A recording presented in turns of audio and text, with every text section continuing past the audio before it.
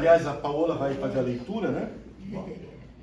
Por favor, Paola, vem aqui na frente.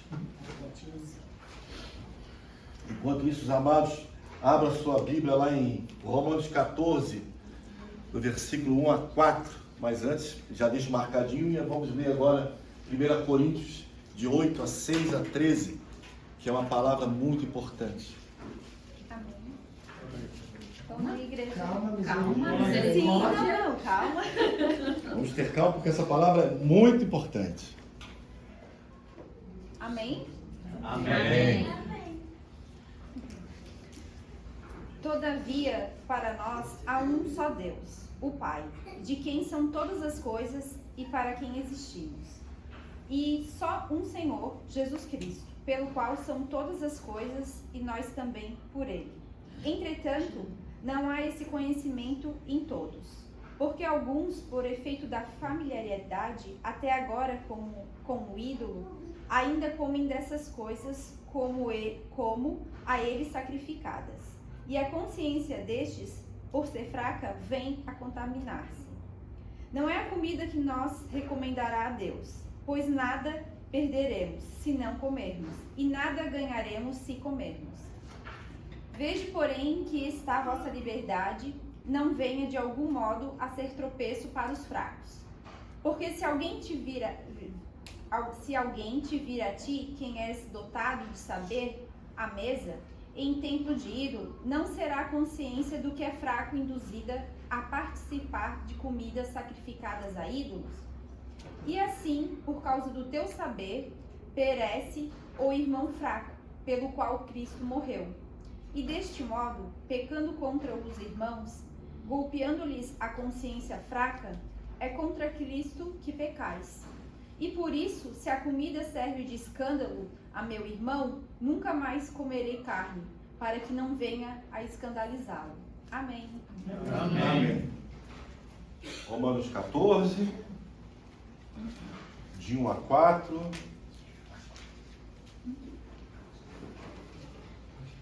O título dessa manhã é Iguais nas Diferenças.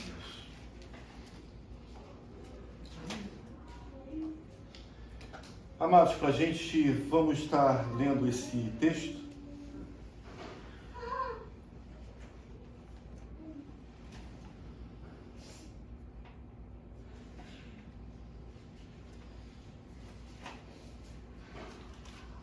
Que diz o seguinte: aceitem o que é fraco na fé, sem discutir assuntos controvertidos. Um crê que pode comer de tudo, outro cuja a fé é fraca, come apenas alimentos vegetais.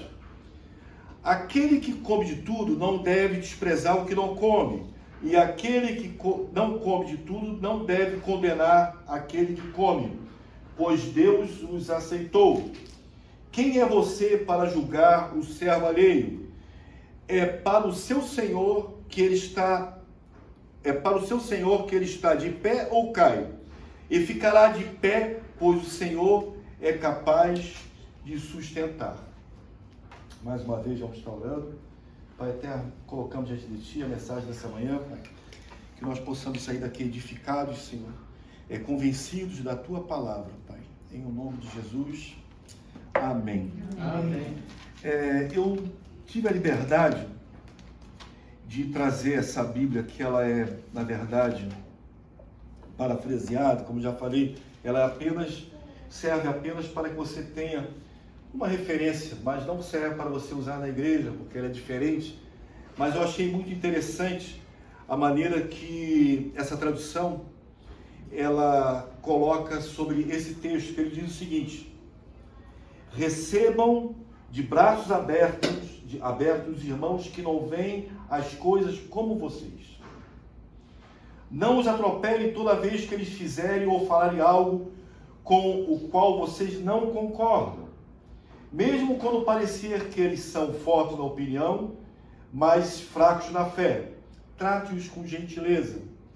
Por exemplo, uma pessoa viajada pode muito bem estar convencida de que pode comer de tudo que há à mesa, enquanto o outro com uma formação diferente pode pensar que é certo ser vegetariano, mas ambos são convidados à mesa de Cristo.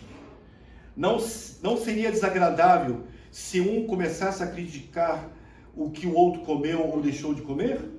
Afinal, olha que interessante que ele escreveu aqui. Afinal, Deus convidou ambos para a sua mesa. Ambos para a sua mesa. O que você vai fazer? Cortá-lo da lista de convidados? Ou interferir nesse amor de Deus que a todos recebe? Se há correção a serem feitas ou lições a serem aprendidas, Deus pode lidar com elas sem a sua ajuda. Achei interessante porque nesse contexto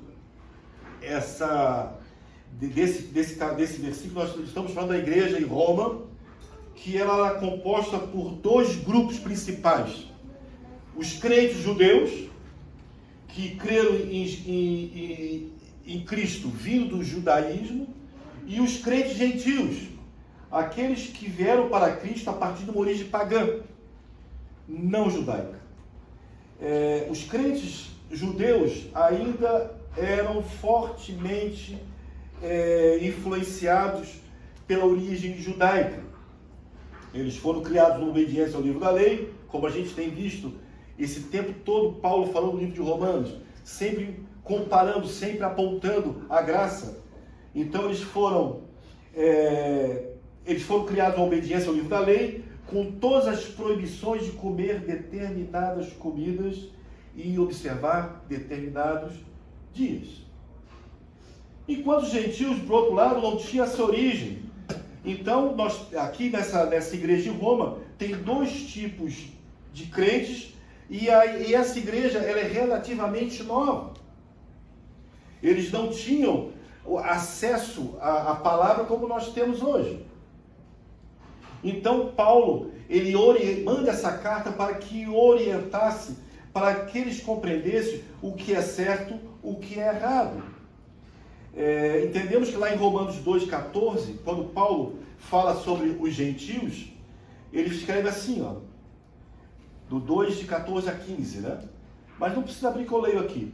De fato, quando os gentios que não têm a lei praticavam naturalmente o que ela ordena. Lembra quando a gente falou sobre isso? Que o homem ele já nasce com esse entendimento do que é certo e do que é errado, independente de que faça certo ou errado. Isso justifica que quando nós fazemos algo errado, automaticamente nós temos consciência disso. Lembra quando a gente falou bastante sobre isso, né? Então, aqui como ele fala, pratica naturalmente o que ela ordena. Tornam-se lei para si mesmo, embora não possuam a lei, pois mostram que as exigências da lei estão gravadas em seu coração. Disso dão testemunho também a sua consciência e os pensamentos deles, ora acusando-os, ora defendendo-os. Essa era o entendimento do que o gentio tinha sobre a lei, algo que já tinha gravado no coração. Quando Deus criou o homem, ele já gravou no seu coração a lei. Então existe aqui agora duas posições, uma que está julgando a outra e outra que está olhando a outra. Os judeus julgando os gentios olhando os judeus e falando assim, mas por que isso? Qual a necessidade disso? Então, Paulo, vendo que estava havendo essa dificuldade, ele escreve em Romanos 14 para que desse a instrução para que a igreja se comportasse. Imagina que, como até escutando, numa ceia onde a igreja estava reunida, a ceia não é essa ceia de comer somente o pão e o vinho, mas aquela ceia onde se reuniu para comer, de um lado os judeus não comendo, do outro lado os gentios se esbaldando. Deve ser complicado, devia ser complicado, né? Então existe um princípio fundamental que nós precisamos levar para a nossa vida, e é o que nós devemos honrar uns aos outros. Paulo está falando isso desde sempre. Quando ele começa no capítulo 12, que ele fala que o amor deve ser sem não deve ser hipócrita. Ele começa a tratar um assunto que significa o nosso honrar um ao outro. Nós temos essa dificuldade, vivemos num mundo que nós falamos que é um mundo exclusivista, onde o que interessa é o que eu acho, o que eu penso, o que eu quero, o que eu gosto. Nós não abrimos mão em favor de alguém, nós não honramos outro com a necessidade do seu amor. Desculpe falar, mas muitas vezes somos pessoas egoístas, aonde pensamos somente em nós, o meu bem-estar. Se eu estou bem, não interessa você. Se eu estou comendo, se eu posso comer o que eu quiser, eu não estou interessado se o judeu não come, o problema é dele. E o judeu, eu não vou comer porque eu estou purificado, o problema é deles que são perdidos. Paulo, na verdade, ele está usando essa parte de comida porque é o que estava acontecendo. O desprezo dos judeus aos gentios e o desprezo dos gentios aos judeus. Eu vou dar um exemplo que eu escutei que eu achei muito interessante. Comentei até com o Rodrigo. É uma história, não é verdadeira, mas é uma história que se encaixa. Certa igreja, eram duas igrejas na mesma rua, e eles resolveram se unificar para juntar as igrejas. Num certo momento, vendo a oração do Pai Nosso que nós estamos estudando, uma igreja falava que perdoa os nossos pecados. O outro lado falava que não era perdoa os nossos pecados, perdoa as nossas ofensas. E criou-se uma discussão, pecado ou ofensa? Simplificando, uma igreja foi embora com os seus pecados e a outra igreja foi embora com as suas ofensas. Ou seja, são detalhes que às vezes acontecem em nossas vidas diante de comportamento que devemos ter.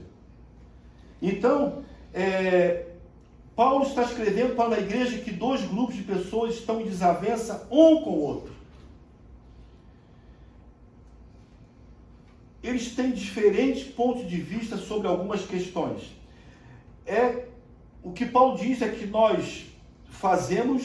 o que nós fazemos é não tentarmos fazer com que a outra parte adote nossa posição. O que Paulo está falando é o seguinte, não é você tentar convencer o outro a ser igual a você, mas que amemos a outra pessoa mesmo tendo essa dificuldade. Paulo vai chamar de forte e de fraco.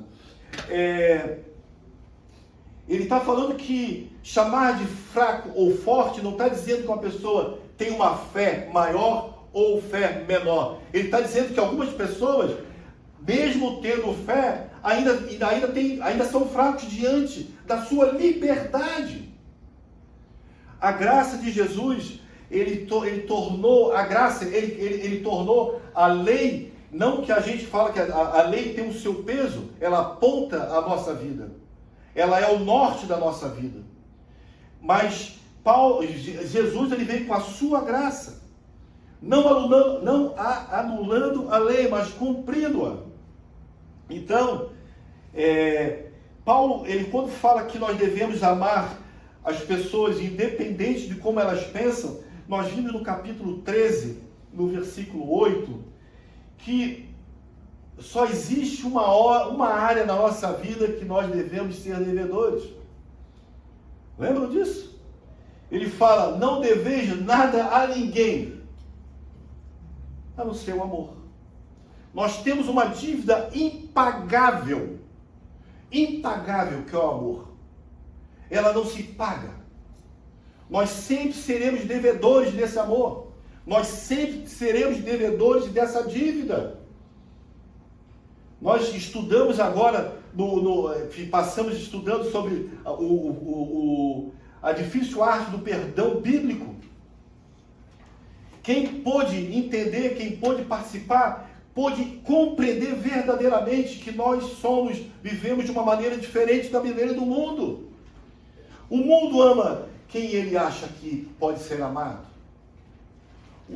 O mundo rotula quem deve ser e quem não deve ser amado. Isso é natural, não estou falando que eu faço diferente, muito pelo contrário. Nós lutamos para que essa alma, essa carne aqui não grite mais do que eu quero fazer. Mas nós temos que entender, esse livro de Romanos é um livro que ele realmente é uma pancada na vida do crente. Ele separa de meninos e homens, de crianças e adultos. É um livro que divide, realmente, você sendo um crente fraco na fé, um crente fraco e um crente forte. Ele te dá um horizonte, ele abre o horizonte da grandeza, ele mostra a grandeza de Deus. Ele mostra a misericórdia de Deus. Romanos 1, quando ele fala que todos estão destituídos da glória de Deus, todos pecaram. Quando diz que nada da nossa boca sai que seja bom, e de repente a gente começa a observar que apesar de mim, apesar de você, o Senhor tem algo para a sua vida. E algo que muitas vezes nós esperamos nesse tempo, mas eu não me canso de falar que essa satisfação, essa plenitude, ela será encontrada somente na glória, na eternidade. Eu tenho duas palavras para você. Tenha calma, porque esse dia vai chegar. A não ser que você seja um Highlander, né? Esse dia vai chegar. Tenha calma, se não está bom agora, calma. Vai chegar o dia em que não haverá mais nenhuma dificuldade na sua vida. Todos estaremos diante da plenitude, da vontade boa, perfeita, agradável do Senhor. Mas por enquanto tenha calma. Voltando aqui, Paulo no capítulo 14 e no próximo capítulo 15, ele vai identificar esses dois grupos de gentios judeus como pessoas fortes e pessoas fracas.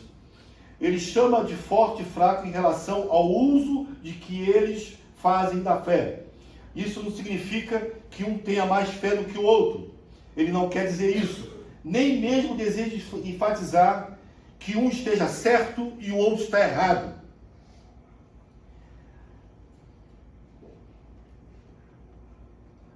Eu bati aqui e mudou aqui.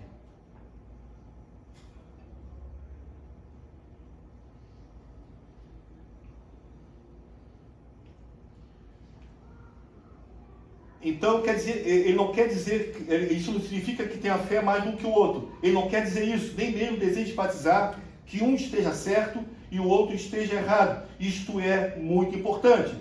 Talvez alguém possa entender essa passagem como se Paulo estivesse defendendo uma posição em detrimento da outra. Não. Ele está fazendo exatamente ao contrário.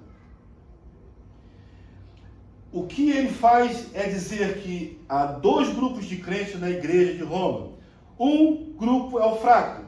É aquele cuja fé não permite que ele coma determinadas comidas e que acredita que é necessário observar determinados dias porque a sua consciência o incomoda. Este é o crente judeu, que ainda está sob a influência da lei. O outro grupo de crentes da igreja é descrito no capítulo 15, no próximo, como forte. É o crente cuja a fé lhe permite comer qualquer coisa. Na verdade, Paulo está dizendo, não é uma questão de um estar certo e do outro estar errado. Isto não tem nada a ver com você. Tem a ver um amar o outro, receber ao outro como irmão e irmãs em Cristo, apesar das nossas diferenças. No versículo 1, ele vai dizer, aceite o que é fraco de fé, sem discutir, sem assuntos controvertidos. A palavra aceitar, aqui ela se expressa como fosse aproxime-se ou abrace. Paulo está escrevendo primeiro para o forte. Ei, eu botei assim, receba seu irmão judeu, aquele que ele chama de fraco na fé. Aceite-o, ame-o. E no versículo 3 e 4 ele fala, aquele que come de tudo não deve desprezar o que come, e aquele que não come de tudo não deve condenar aquele que come, pois Deus o aceitou. Quem é você para julgar o servo alheio? Quem é você para escolher o que Deus escolheu? É para o seu Senhor que ele está de pé ou cai? E ficará de pé, pois o Senhor é capaz de o sustentar. Paulo está dizendo, não se trata de quem está certo e quem está errado. Ambos estão errados se desprezarem ou julgarem um ao outro. O crente forte despreza aquele que não come todas as comidas, e o fraco julga aquele que come. Deus recebeu a ambos. Não tente bancar a Deus, como nós vimos na tradução. Deus vai firmar os dois. Vai julgar os dois. O julgamento é do Senhor, não pertence a nós. Eu coloquei algumas aplicações. A primeira é iguais nas diferenças. Somos todos iguais diante do Senhor, sendo uns que são mais fortes, outros são mais fracos. Devemos tratar todas as pessoas como iguais, independente o quão diferentes sejamos. Nós vamos agora, a minha próxima pregação, a minha próxima série vai ser o livro de Tiago. E ele escreve no capítulo 2 algo interessantíssimo, que ele bota assim, ó: meus irmãos, como crentes no nosso glorioso Senhor Jesus Cristo, não façam diferença entre as pessoas, tratando-as com parcialidade. Segunda aplicação: seja um suporte em qualquer circunstância. É o que nós lemos em Coríntios, que diz, novamente, nessa nova vida não há diferença entre grego e judeu, circunciso ou incircunciso, bárbaro ou cita, escravo e livre, mas Cristo é tudo e em todos nós. Portanto, como povo escolhido de Deus, santo e amado, revistam-se de profunda compaixão, bondade, humildade, mansidão e paciência. Suportem-se uns aos outros e perdoem as queixas que tiverem uns com os outros. Perdoem como o Senhor lhe perdoou. Acima de tudo, porém, revistam-se de amor, que é o elo perfeito. Suportar uns aos outros em amor pressupõe que isso é uma tarefa difícil, não é verdade? Mas devemos considerar como o Senhor nos suporta, o quanto devemos a Ele, que enviou o seu Filho para que toda a nossa dificuldade fosse paga de uma vez por todas. Suportar não significa também compactuar com o pecado do outro. Quando nós falamos sobre essa ideia do fraco e o forte, não é eu ser conivente com o pecado de alguém, não é aceitar o pecado de alguém. A palavra nos ensina que nós devemos admoestar.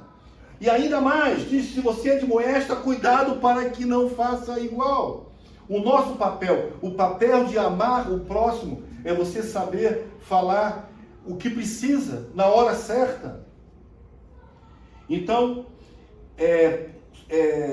suportar não é compactuar com o pecado do seu próximo, muito pelo contrário, suportar é dar sustento para que haja arrependimento. Esse é o nosso papel, esse é o papel da igreja. Existem valores que nós jamais poderemos abrir mão, que são valores morais. Nunca abra mão disso. Nunca abra uma exceção diante do errado.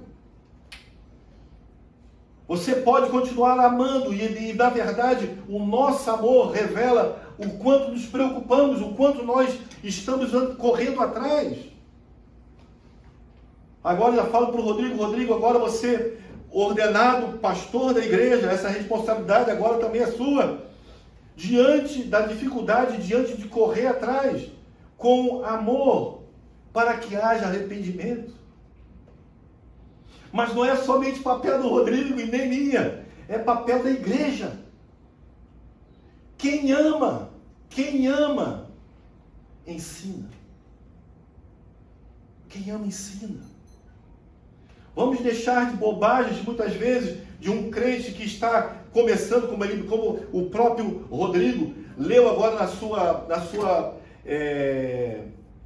no seu termo, que nós sabemos que existem crentes que estão começando, existem crentes que estão mais amadurecidos, e nós temos que reconhecer isso.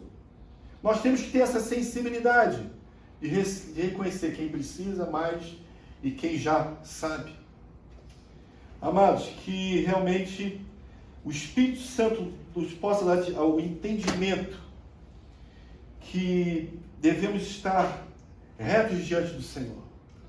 É Ele que vai nos julgar, é Ele que nos mantém em pé, e é Ele que nos manterá em pé. E que a nossa esperança é que nós possamos estar em pé até aquele grande dia, glorioso dia, em que nós seremos elevados junto com Ele, para que possamos governar juntos esse mundo. Amém, amados? Amém. Vamos estar orando, depois eu pedi para o Rodrigo estar fazendo aqui os recados finais. Pai eterno, colocamos diante de Ti, Pai, mais uma vez obrigado pela Tua palavra, mais uma vez, Senhor, Te louvamos porque reconhecemos e sabemos que necessitamos, somos dependentes da Tua verdade, porque muitas vezes, Senhor, o nosso coração é enganoso, mas pedimos, Pai, que o Teu Espírito Santo nos capacite, que o Teu Espírito Santo traça essa revelação para que possamos ser conscientes da Tua verdade. Pai, sabemos que a Tua palavra ela é boa para cada homem, ela é boa para a Tua criação, Senhor, então que nós possamos estar atentos para essa verdade, Pai. Em nenhum momento possamos negociar a Tua verdade, Pai. Em nenhum momento, Pai, que nós coloquemos a nossa vontade sobre a Sua, Pai. Pedimos, abençoa a Tua igreja, Pai. Amadurece a Tua igreja, Pai. Para que a Tua igreja cresça, Pai. Para que a Tua igreja prospere nessa terra, Pai. E que nós possamos, Senhor, os emissários da Tua palavra, os emissários da salvação. É em nome de Jesus Cristo, o nosso Redentor, que nós oramos. Amém, amém e amém.